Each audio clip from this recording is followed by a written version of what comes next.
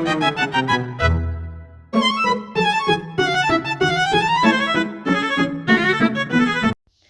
teman-teman semuanya. Nah, di video kali ini saya akan menjelaskan mengenai Allah Tritunggal. Nah, tanpa basa-basi lagi, yuk kita masuk ke pembahasannya. Nah, teman-teman, setiap agama pasti memiliki ajaran yang kadang sulit dipahami, terutama bagi orang yang tidak mengenalnya. Nah, dalam agama Kristen, salah satu ajaran yang sering membingungkan adalah tentang Tritunggal Maha Kudus. Nah, banyak orang berpikir bagaimana mungkin Allah yang satu bisa terdiri dari 3 pribadi. Nah, teman-teman, ada banyak cara untuk membantu kita dalam memahami konsep Tritunggal. Misalnya seperti 5 sila Pancasila yang tidak bisa dipisah, begitu juga pribadi dalam Tritunggal. Berbeda peran tetapi satu hakikat. Nah, gereja tidak langsung memiliki ajaran yang baku tentang Tritunggal. Nah, ajaran ini berkembang seiring pemahaman iman umat yang dipimpin oleh Roh Kudus. Istilah Tritunggal tidak tertulis dalam kitab suci. Nah, kata ini baru dirumuskan oleh Tertullianus, seorang teolog awal gereja. Nah, ia menjelaskan bahwa Allah itu satu, namun hadir dalam 3 pribadi. Ia juga mengacu pada perintah Yesus. Baptislah mereka dalam nama Bapa dan Putra dan Roh Kudus. Lalu, jika teman-teman bertanya, mengapa ajaran Tritunggal begitu sulit dimengerti? Hal itu disebabkan karena kemampuan manusia sangat terbatas. Bahkan filsuf-filsuf besar pun perlu waktu dan istilah khusus untuk menjelaskannya. Misalnya istilah persona dalam bahasa Yunani dan substania dalam bahasa Latin tidak bisa diterjemahkan secara sempurna ke dalam bahasa kita. Ketika kita membahas mengenai Tritunggal, kita tidak sedang bicara teori rumit tentang Allah, melainkan sedang berusaha memahami kasih Allah yang menyelamatkan manusia. Itulah sebabnya kitab suci menjadi sumber utama pemahaman bagi orang Katolik. Ajaran Tritunggal seringkali menimbulkan berbagai tanggapan, baik dari umat Katolik itu sendiri maupun dari luar. Nah, ada beberapa bentuk ekspresi iman akan Tritunggal. Untuk itu, mari kita bahas lebih lanjut. Yang pertama ada tanda salib. Nah, ketika kita membuat tanda salib dan mengucapkan dalam nama Bapa dan Putra dan Roh Kudus, amin. Itu bukan hanya simbol luar, tetapi juga bentuk nyata dari pengakuan iman akan Allah Tritunggal. Nah, tindakan ini menyatakan bahwa kita percaya akan karya keselamatan Allah melalui Yesus Kristus dan bahwa Roh Kudus tetap menyertai kita. Lalu yang kedua ada doa kemuliaan atau gloria.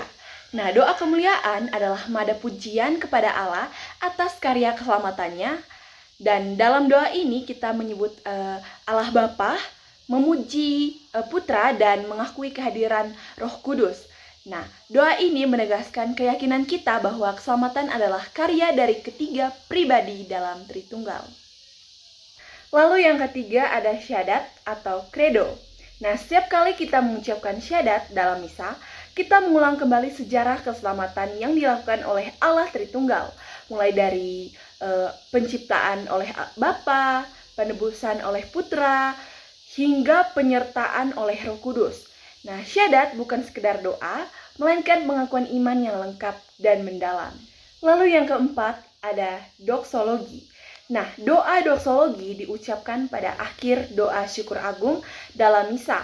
Nah, kata-katanya menyatukan hubungan erat antara Allah, Bapa, Putra, dan Roh Kudus. Bersama dan bersatu dengan Kristus dalam perantaraannya, dalam persatuan dengan Roh Kudus. Kalimat ini menegaskan bahwa seluruh pujian dan hormat hanya pantas disampaikan kepada Allah Tritunggal. Lalu yang terakhir yaitu pembaptisan. Nah, pembaptisan adalah sakramen awal dalam gereja Katolik yang dilakukan dengan rumusan Tritunggal. Nah, imam mengucapkan, "Aku membaptis engkau dalam nama Bapa dan Putra dan Roh Kudus." Nah, inilah bentuk pengakuan iman pertama seorang Katolik yang disatukan dengan Tritunggal Maha Kudus. Nah, teman-teman, dalam Kejadian bab 1 ayat 1 sampai 3, kita sudah melihat bahwa saat penciptaan Allah, Firman, dan Roh hadir bersama. Nah, Firman itu adalah Yesus dan Roh Allah adalah Roh Kudus. Nah, 3 pribadi hadir sejak awal dalam satu kesatuan. Selain itu, dari kitab Kejadian bab 1 ayat 26 yang berbunyi, "Baiklah kita menjadikan manusia." Nah, di sini kita melihat bahwa Allah sudah menyatakan diri sebagai komunitas kasih Allah Bapa, Firman, dan Roh Kudus. Nah, 3 pribadi, satu hakikat yang selalu bersama dalam tindakan kasih sejak awal penciptaan. Teman-teman, Allah itu esa, dan kasih adalah inti dari keesaan itu. Dalam Injil Yohanes bab 4 ayat 8 berkata, Allah adalah kasih. Nah, kasih bukan hanya perasaan, tetapi relasi sejati yang menyatukan Bapa, Putra, dan Roh Kudus dalam kesatuan total tanpa kehilangan identitas masing-masing. Selama hidupnya, Yesus menyatakan relasi yang erat dengan Bapa dan Roh Kudus.